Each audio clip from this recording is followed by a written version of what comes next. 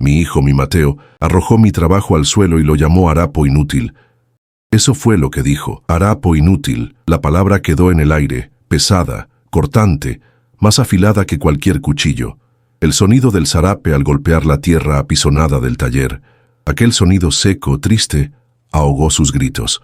Mis ojos vieron el polvo levantarse y ensuciar los colores que mi Xochitl me enseñó a hacer, el rojo de la cochinilla, el azul profundo del añil, colores que llevan el alma de nuestro pueblo.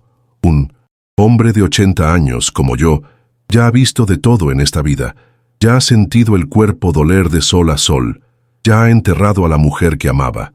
Pero una palabra venida de un hijo, es así, encuentra un lugar en el pecho que aún no se había vuelto cicatriz. Es un dolor que no sangra, pero que pesa más que el cuerpo entero. Él no entendió. Él me miró a mí, a mi telar de pedal, a mis manos manchadas de tinta, y solo vio vejestorios, un estorbo en el camino de su progreso. Él quería los papeles de la tierra, el dinero del hotel que iban a construir aquí, pero no sabía que en aquel trapo, como él lo llamó, estaba guardada nuestra verdadera escritura, nuestro nombre, el derecho de llamar nuestro a este suelo. Él creía que la herencia era algo que se guarda en una caja fuerte, que se vende, que se transforma en edificio. Mal sabía él que la verdadera herencia la llevamos en el hilo de la memoria, en el alma de lo que hacemos. Escucha esta historia hasta el final. Suscríbete al canal y dime, ¿qué harías en mi lugar? ¿Y desde dónde me estás escuchando? Porque este es un dolor que no tiene mapa, no tiene frontera. Me llamo Juan, tengo 80 años u 80 cosechas, como me gusta contar. Mi piel ya no es mía, le pertenece al sol de Oaxaca, que la curtió y la marcó con el mapa de mi vida. Mis manos, mis manos están siempre manchadas, de añil, de cochinilla, de cempasúchil. Ellas son la prueba de que mi vida no fue en vano, de que transformé la tierra en color, en belleza. Dicen que hablo poco y es verdad. Aprendí de mi padre que las palabras más importantes no se dicen con la boca, se tejen, hilo a hilo, en el silencio del telar. Mi telar es mi voz, mi oración, el lugar donde mi alma descansa y conversa con quienes ya se fueron. Es ahí donde soy Juan por entero. Ser tejedor para mi pueblo, el pueblo zapoteca, no es una profesión. Nadie aquí teje para hacerse rico. Tejemos para no olvidar. Cada diseño que creo, cada combinación de colores, es una historia que mis abuelos contaron. Una plegaria por la lluvia, un agradecimiento por la cosecha. Siento la lana correr por mis dedos y sé de qué oveja vino. Sé si el pasto fue bueno ese año. El ritmo de mi telar de pedal es el latido del corazón de mi casa. Es el sonido que acunó el sueño de mi hijo cuando era pequeño, el mismo sonido que mi padre oía cuando era niño. Es un sonido que carga la memoria de generaciones, y eso, ningún dinero puede comprarlo. Este oficio no comenzó conmigo. Heredé el telar de mi padre, quien a su vez lo recibió de su padre. Es una madera oscura, pesada, pulida por el sudor y la esperanza de 3 generaciones de hombres de mi familia. Cuando me siento en él, siento el peso y la fuerza de ellos en mi espalda. Siento la responsabilidad de no dejar que el hilo se rompa. Nuestro taller, Tejidos del Alma, fue construido con nuestras propias manos, con el adobe que sacamos de este suelo. No es solo un lugar de trabajo, es un santuario, es el útero, donde nuestra historia nace y renace con cada pieza que termino. Cada viga, cada herramienta, tiene el olor de nuestra gente. Mis valores son simples, creo yo. Creo en la honestidad de la tierra, que siempre te devuelve lo que siembras. Creo en la dignidad del trabajo hecho con las manos, con calma, con respeto por el tiempo que las cosas tardan en florecer. No sé vivir con prisa, con ruido. La paciencia es la herramienta más importante del tejedor. Es ella la que desenreda los nudos, la que alinea los hilos, la que transforma un montón de lana bruta en una pieza que puede abrigar un cuerpo o alegrar una casa. Mi fuerza nunca ha estado en mi voz o en mis músculos, sino en ese silencio, en esa capacidad de esperar, de continuar, un hilo a la vez, incluso cuando el mundo de afuera grita para que corramos. Antes de que todo esto se derrumbara, mi vida era un río tranquilo. Me despertaba con los primeros gallos, el olor a leña quemándose y el café que yo mismo colaba, fuerte, como a mí. Xochitl le gustaba. El día pasaba al ritmo del telar, una danza de pies y manos que conozco desde niño. El sol entraba por la ventana, iluminando el polvo colorido que flotaba en el aire, y yo conversaba con mi esposa en silencio, mostrándole los colores que había elegido. Era una vida pequeña tal vez, pero era entera. Era una paz que pensé que sería mi herencia, lo único que realmente quería dejarle a mi hijo. Una paz que, por lo visto, él nunca aprendió a ver. Mi Xochitl, ella no era solo. Mi esposa era el alma de los colores. Yo entendía de los hilos, de la mecánica del telar, de la paciencia de crear los diseños, pero era ella quien sabía conversar con las plantas, con los bichos, para que nos dieran sus secretos. Sus manos, siempre cálidas, olían a tierra mojada y a pétalos de flores. Ella decía que cada color tenía un sentimiento, y que necesitábamos pedir permiso para usarlo. El rojo de la cochinilla era la sangre de nuestra historia, el azul del añil era la profundidad del cielo nocturno, y el amarillo del cempasúchil era la luz de nuestros ancestros guiándonos. Sin ella, mis tejidos tenían forma, pero no tenían alma. Ella era la luz que atravesaba los hilos. Recuerdo una tarde, buscando el tono exacto de dorado para un zarape de bodas. Xochitl me llevó a un campo lleno de flores de cempasúchil, con el sol ya poniéndose. Me enseñó a cosechar solo los pétalos más vibrantes, con cuidado, agradeciendo a cada una. Pasamos horas cocinando las flores en una olla de 1200 barro en el patio, el vapor subiendo con un olor dulce a miel y tierra. Cuando sumergimos la lana blanca, salió de allí con el color del propio sol. Ese día entendí que tejer no era solo un oficio, era una alquimia, una forma de capturar la belleza del mundo y hacerla eterna. Era nuestra manera de amar. Nuestra casa la levantamos entre los dos. Yo hacía los adobes, uno por uno, sintiendo la tierra fría en las manos, mientras Xochitl preparaba la comida en el fuego de leña. Cada pared que se levantaba era una promesa, un sueño nuestro haciéndose realidad. Por eso respira. Las paredes de adobe guardan el calor del día y lo liberan lentamente por la noche. El suelo de tierra apisonada está siempre fresco, y conozco cada sonido que hace la madera del techo cuando el viento sopla más fuerte. No es una casa de lujo, no tiene nada que brille, pero tiene el olor de nuestra vida, el olor a lana, a humo de leña y al té de canela que Xochitl hacía. Mateo nació aquí, en esta misma habitación, donde duermo hoy. El primer sonido que escuchó fue el golpeteo de mi telar.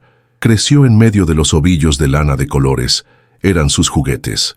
Recuerdo sus manitas, pequeñas, intentando ayudarme, más estorbando que otra cosa, pero sus ojos brillaban con una curiosidad que me llenaba de orgullo.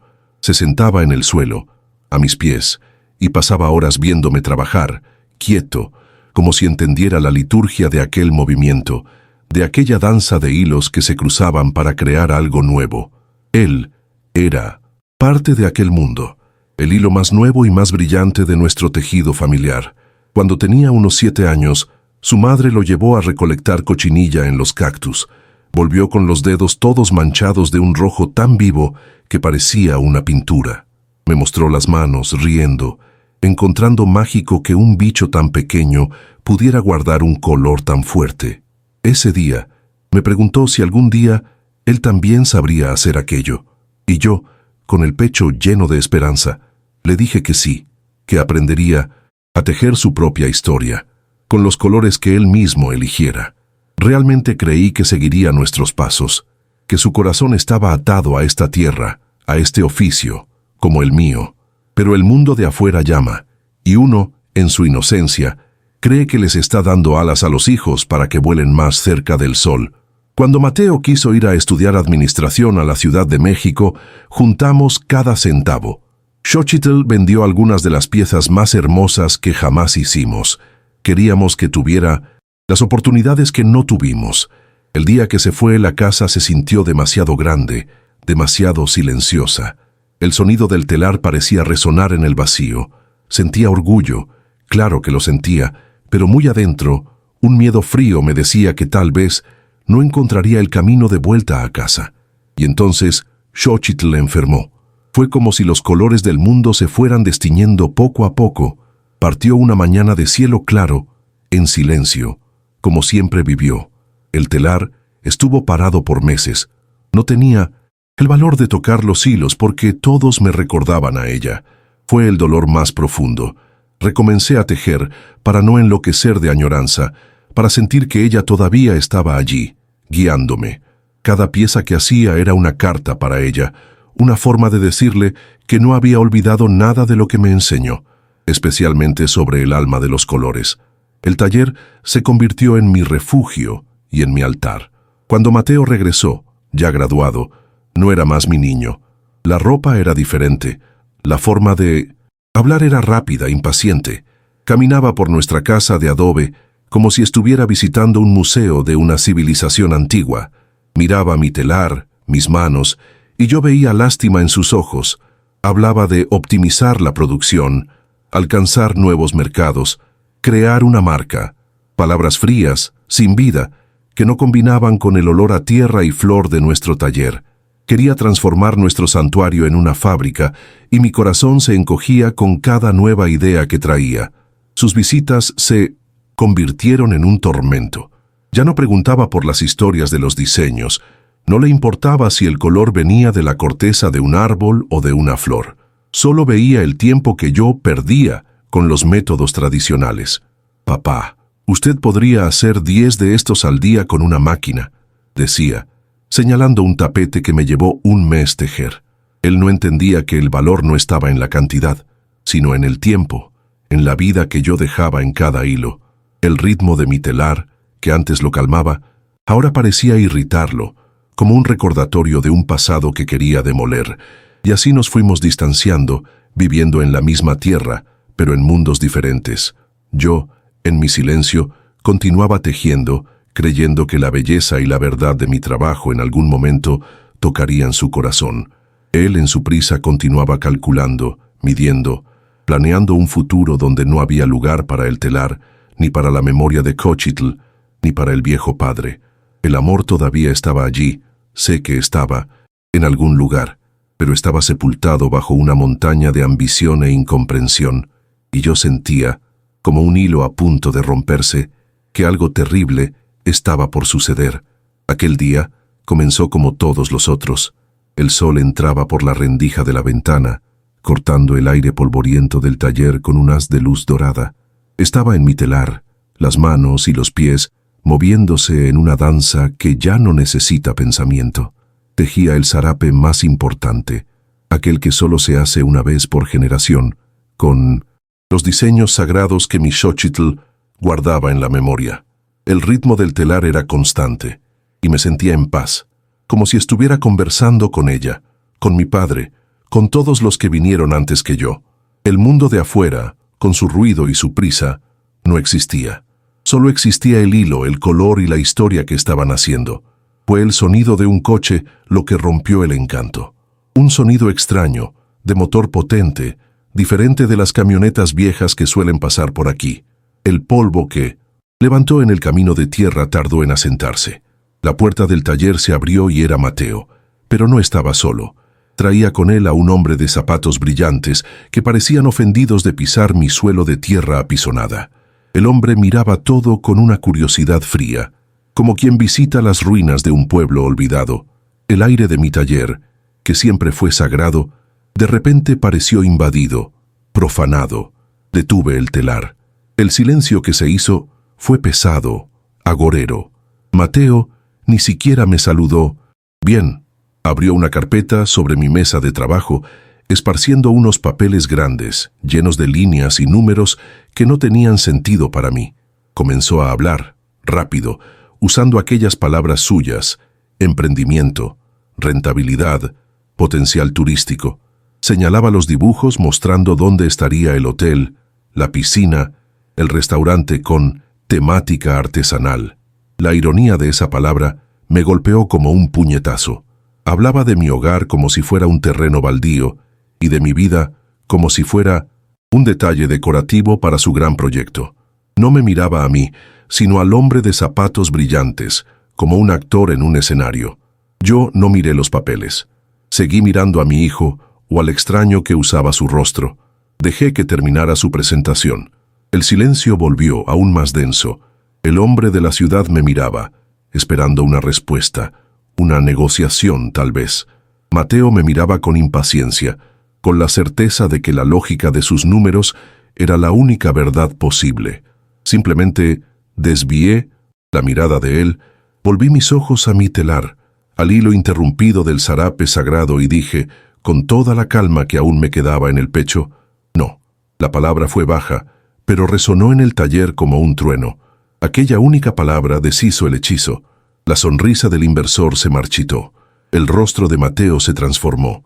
La máscara de hombre de negocios cayó, revelando al niño enojado debajo. Intentó argumentar, gritando sobre cómo yo era egoísta, cómo estaba atrapado en el pasado. Habló de cuentas, de oportunidades, del futuro. Decía que esa era nuestra oportunidad de ser alguien, y yo continué en silencio, las manos posadas sobre la lana. Mi silencio parecía enloquecerlo, porque era una pared que sus argumentos de dinero y progreso no podían atravesar. Él no quería entender, solo quería que yo obedeciera, y entonces su rabia se desbordó. Mi calma fue el detonante. Me miró con un desprecio que nunca había visto, un desprecio que negaba toda nuestra historia. Sus ojos recorrieron el taller y se detuvieron en el telar, en el zarape que yo estaba tejiendo. Para él, esa pieza no era nuestra alma, era el símbolo de mi terquedad, el obstáculo para su riqueza.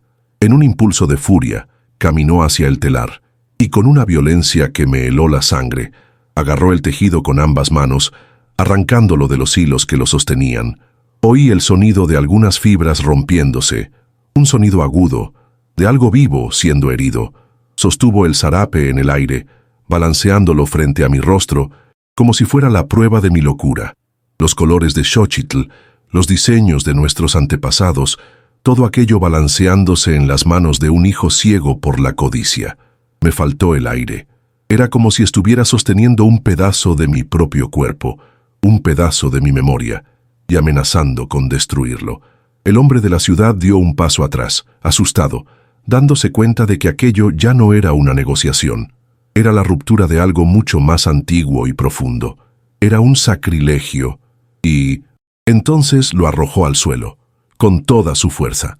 El zarape, nuestra pieza más sagrada, cayó en el polvo, a sus pies, y él gritó, con la voz quebrada de rabia y frustración, las palabras que nunca más saldrán de mi cabeza. Este harapo inútil no va a pagar las cuentas. Usted vive en un museo que se está cayendo a pedazos. Sus palabras no fueron solo un insulto, fueron una sentencia.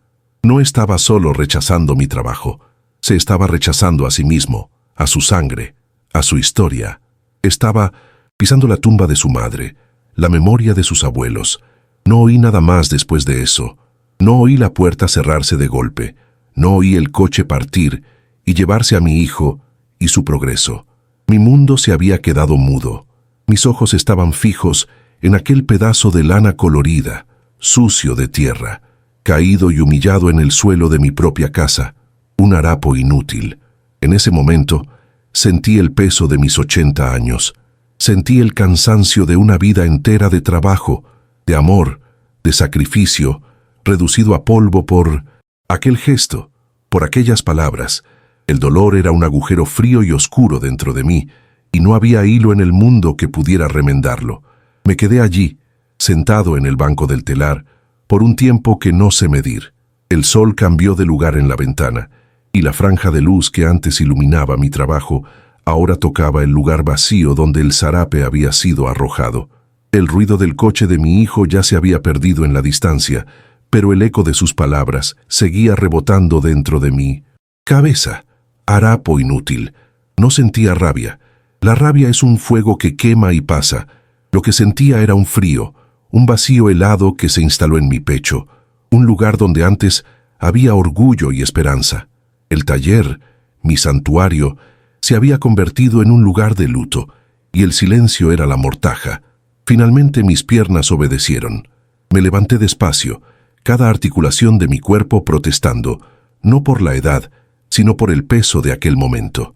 Caminé hasta el centro de la sala, donde mi trabajo Yacía como un cuerpo sin vida. No lo recogí de inmediato. Arrodillarse a los 80 años es una tarea que exige deliberación, y fue lo que hice. Doblé las rodillas lentamente, con la dignidad que la situación pedía, y me puse en cuclillas ante aquella pieza profanada.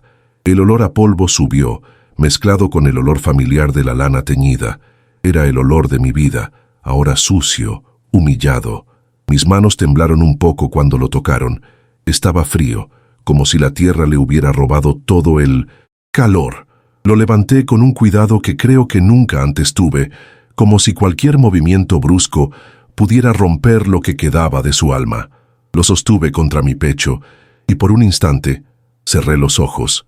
Pude sentir el último hilo que tejí, la última plegaria que susurré mientras trabajaba. Pude sentir la ausencia de Xochitl de una forma que no sentía desde hacía años. Era como si mi hijo no hubiera arrojado solo un tejido al suelo, sino también la memoria de ella. Lo llevé a mi mesa de trabajo, el único lugar que no parecía contaminado por la pelea. Lo extendí bajo la luz débil del atardecer. Con la palma de la mano comencé a limpiarlo, en un gesto lento y repetitivo. Cada grano de polvo que quitaba era una palabra de disculpa que pedía a mis antepasados. Limpiaba la vergüenza, la ofensa, el desprecio. No era solo lana y color lo que estaba purificando, era nuestro honor. Lo hacía en silencio, concentrado, como si estuviera preparando un cuerpo sagrado para su descanso final. La rabia de Mateo había sido ruidosa y rápida. Mi respuesta sería silenciosa y eterna. Después de limpio, lo doblé con una precisión matemática. Cada doblez alineado, cada borde perfecto. Era un ritual. Estaba guardando no un objeto, sino un pacto roto, una promesa deshecha. Cuando terminé, la pieza parecía un pequeño paquete, contenido, sereno, escondiendo la violencia que había sufrido. Lo abracé por un momento. Ya no había lágrimas en mí para llorar. Había solo una claridad terrible, una certeza de lo que necesitaba hacer. Aquel gesto de mi hijo no había sido el final de una discusión, había sido el final de un mundo, y yo necesitaba asegurar que los cimientos de nuestro pueblo no se derrumbaran con él. La noche llegó y no encendí más que una vela. La oscuridad era una compañía bienvenida. Me senté a la mesa, con el zarape doblado frente a mí. No recé. No le pedí a Dios que iluminara a mi hijo. Algunas elecciones son tan profundas que nos colocan más allá de las plegarias. Exigen acción. Y mi acción sería silenciosa como el hilo de una araña, pero fuerte como el acero. Esperé a que la casa se aquietara por completo. Esperé a que las estrellas se afirmaran en el cielo. Entonces tomé la aguja más fina de Xochitl, aquella que usaba para los bordados delicados, y la luz de la vela tembló sobre el metal. Con una firmeza que me sorprendería a mí mismo, encontré el lugar exacto en el borde del tejido. Allí, escondido entre los hilos comunes, estaba él, el hilo del alma. Tenía un color ligeramente diferente, un brillo que solo quien conoce el secreto puede ver. Con la punta de la aguja levanté su extremo, y entonces, con una paciencia infinita, comencé a deshacerlo, a sacarlo del tejido. Se deslizó, centímetro a centímetro sin romperse, liberándose de la trama donde vivió por meses. Era como si estuviera deshaciendo un lazo de sangre, una conexión sagrada. Estaba operando mi propia alma. Cuando terminé, el hilo entero, largo y continuo, reposaba en la palma de mi mano. El zarape para ojos laicos seguía perfecto, pero yo sabía que ahora era solo un hermoso cuerpo sin espíritu. Su autoridad, su magia, el derecho que representaba, todo eso estaba allí, enrollado en mi mano. Con el mismo cuidado de antes, enrollé el hilo en un pequeño carrete de madera que guardaba desde hacía años para una ocasión que nunca quise que llegara. Guardé el carrete en el bolsillo de mi camisa, cerca del corazón. La decisión estaba tomada y el acto consumado. La mañana siguiente, antes de que el primer rayo de sol tocara la cima de las montañas, me puse mi mejor ropa, la de ir al consejo. Tomé mi bastón, que fue de mi padre. Fui hasta la puerta del taller. Giré la llave en la cerradura. Un sonido definitivo, final. No miré hacia atrás. Mis pasos en el camino de tierra eran firmes. No caminaba como un hombre derrotado que había perdido su tierra y a su hijo. Caminaba como un guardián que iba a proteger la herencia de su pueblo, incluso si el precio fuera su propio corazón. Los ancianos del consejo me recibieron no con pena, sino con un silencio que lo comprendía todo. No necesité dar largas explicaciones. Miraron el pequeño carrete de madera en mi mano y entendieron el peso de mi decisión. La casa comunal me abrió sus puertas. Es un lugar grande, de patio abierto, donde la vida de todos se cruza. Me ayudaron a desmontar mi telar y a montarlo de nuevo en un rincón cubierto, donde el sol de la tarde da suavemente. El sonido de mi trabajo, antes un monólogo en el silencio de mi taller, ahora se mezclaba con las voces de las mujeres desgranando maíz, con la risa de los niños, con el ladrido de los perros. Era extraño, pero no era malo. Era el sonido de la vida que continúa. En los primeros días apenas conversaba, solo tejía. El ritmo familiar del telar era mi ancla en este nuevo mundo. Necesitaba ese movimiento, esa repetición, para ordenar los pensamientos y calmar el dolor. La gente de la aldea pasaba, miraba por un instante con respeto y seguía su camino. Nadie me hizo preguntas invasivas. Me dieron espacio, me dieron tiempo, me dieron su silencio solidario. Poco a poco, el frío que se había instalado en mi pecho comenzó a disiparse, calentado por aquella presencia discreta y constante de mi comunidad. Ya no estaba solo en mi dolor, estaba en casa, de una manera que no sentía desde hacía mucho tiempo. Fue una niña, la pequeña Citlali, la primera en acercarse.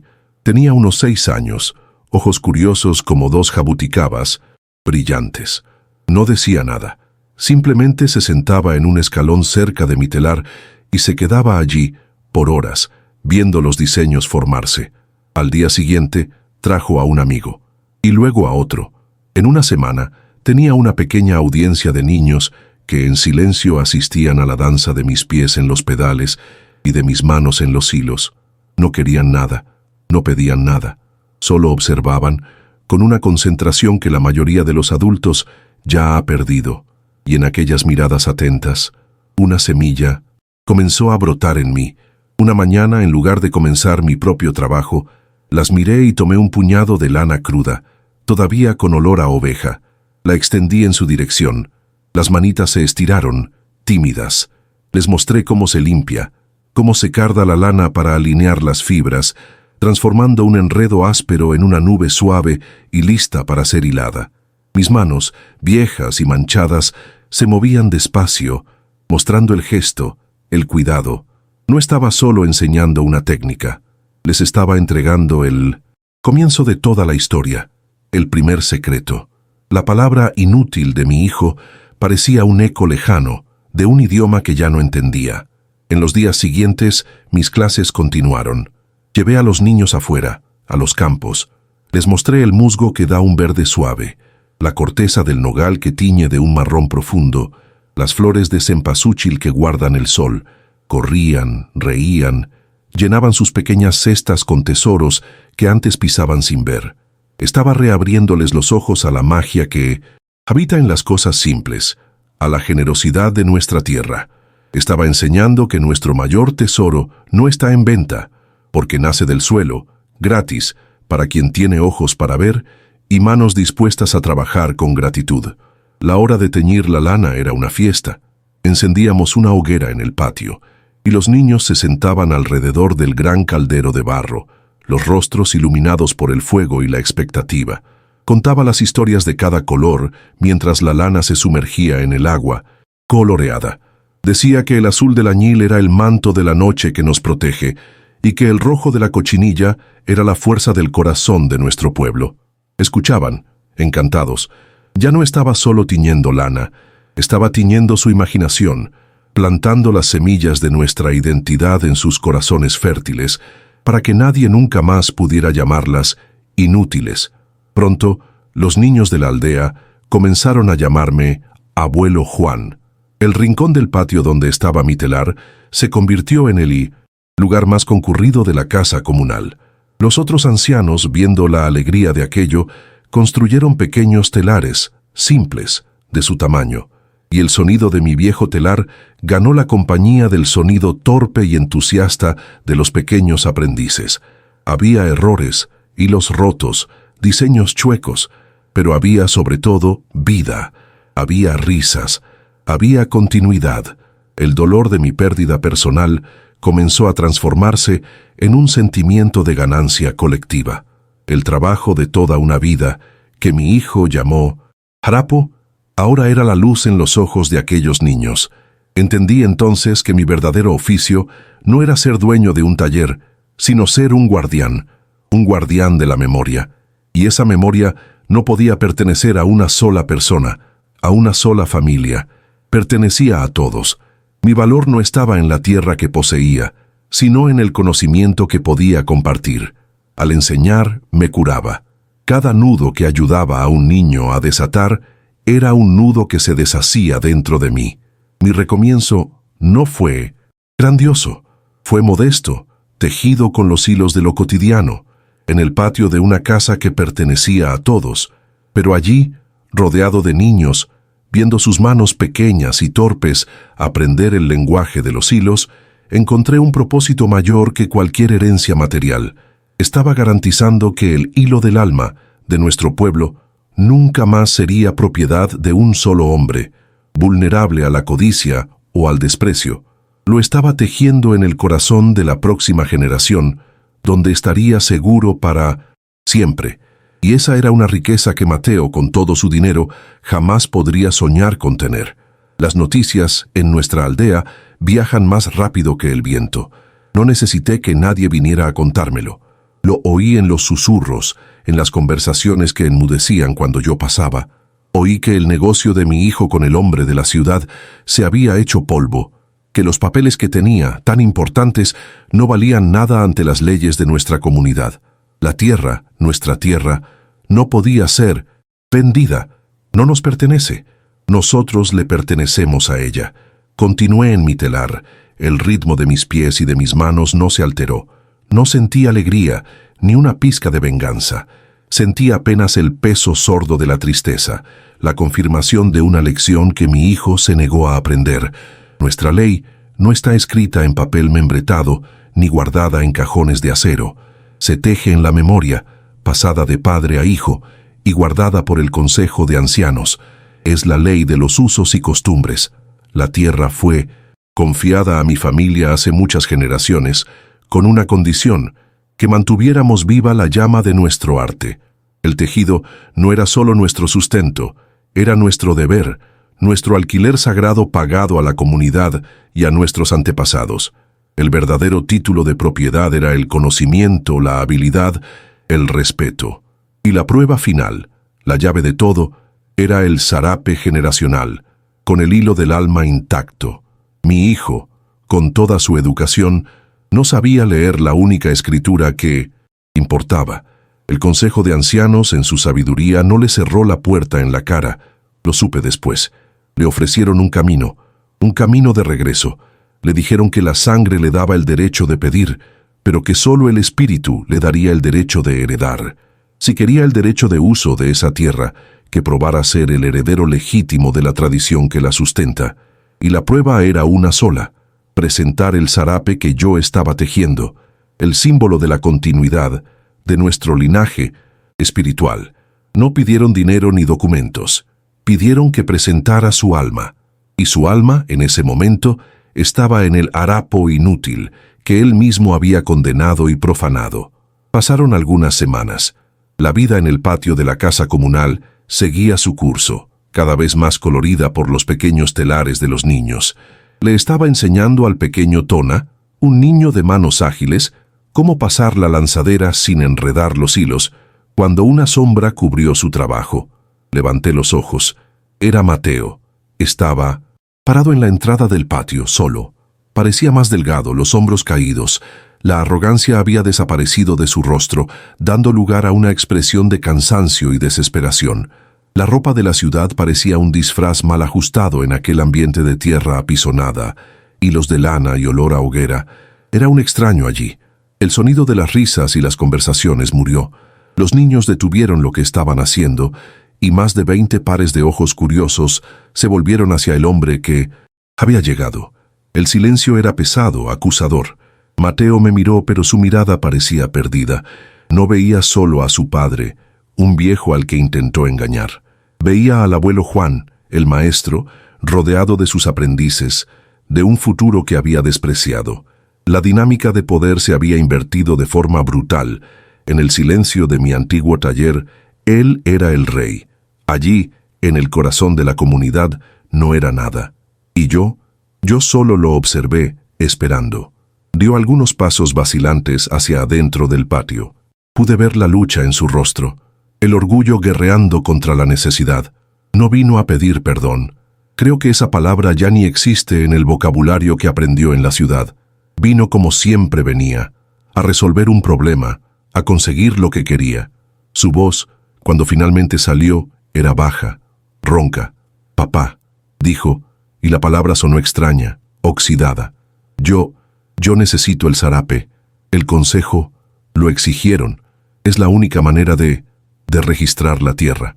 La franqueza era brutal. No había arrepentimiento, solo interés. Yo no respondí. Continué mirándolo. Mi silencio era mi única arma, mi única defensa. Dejé que sus palabras quedaran suspendidas en el aire, expuestas en su crudeza. Que los niños escucharan, que los otros adultos, que ahora espiaban desde las puertas, escucharan. Quería el símbolo de nuestra alma para poder vender nuestro cuerpo. Pedía la llave de nuestro templo para poder saquear el altar. Su incomodidad era casi palpable. Se movía, sin saber dónde poner las manos. El reencuentro, que tal vez imaginó como una negociación difícil, se había convertido en un juicio silencioso, y el jurado era toda nuestra gente.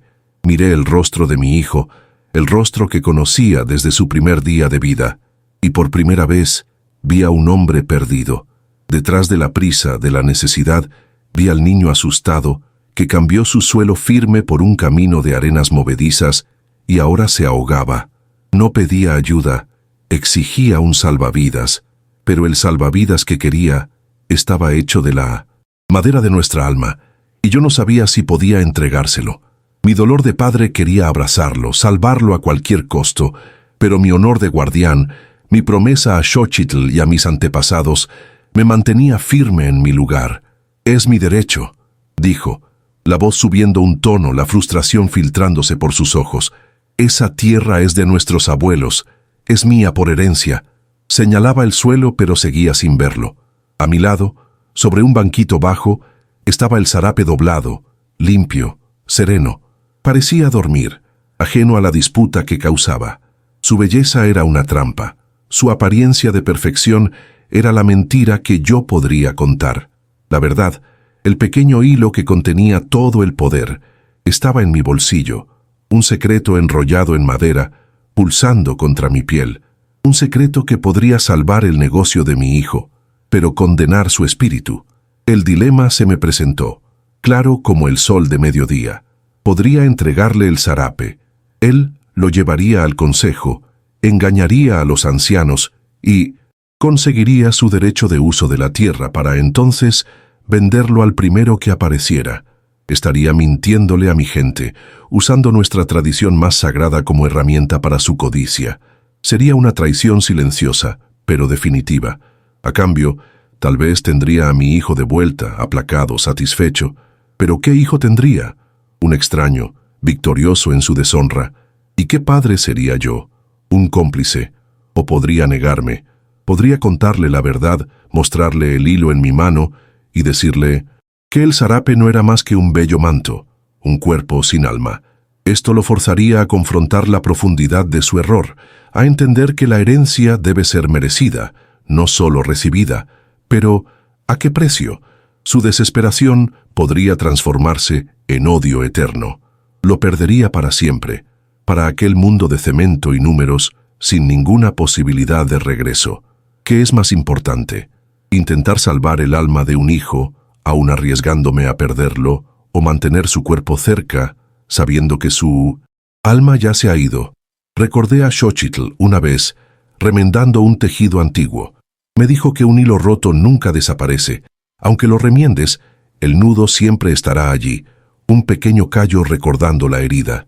Algunas cosas, dijo, no fueron hechas para romperse, Juan. porque la memoria de la ruptura dura más que la reparación. Mateo no había solo roto un hilo, había intentado rasgar el tejido entero, y ahora me pedía que lo cosiera con un hilo de mentira. El recuerdo de su voz no me dio una respuesta, solo me recordó el valor de aquello que mi hijo no veía.